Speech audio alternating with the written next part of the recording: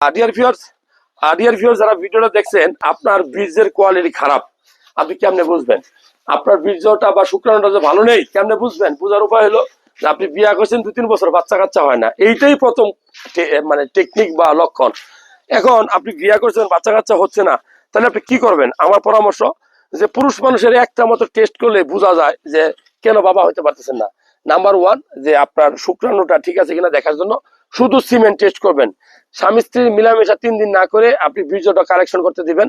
Collection করার পরে বীর্যটা test করলে যদি দেখেন যে প্রত্যেক ml বীর্যে আপনার যদি 15 মিলিয়নের নিচে শুক্রাণু আসে, তাহলে খারাপ, এটাকে অলিগোস্পার্মিয়া বলে, তখন বাবা হওয়াটা কষ্ট হয়। আর যদি শুক্রাণু নীল থাকে, যেটাকে অ্যাজোস্পার্মিয়া বলি, তাহলে তো বাবা হওয়াটা অনেক টাফ, তখন আইভিএফ পদ্ধতিতে বাবা হইতে হয়। যাই হোক, যারা ভিডিওটা দেখছেন, যে আপনার শুক্রাণুটা টেস্ট করতে হবে 3 দিন স্বামী স্ত্রী মিলামেশা না করে।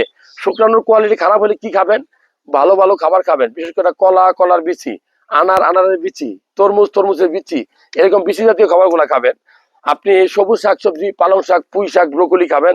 রাতে 1 গ্লাস দুধ খাবেন। আপনি রাত্রে 2টা ডিম খাবেন কুসুম সহ। আর সপ্তাহে 2 থেকে 3 দিন লাল মাংস খাবেন। শুক্রাণুর কোয়ালিটি বাড়বে।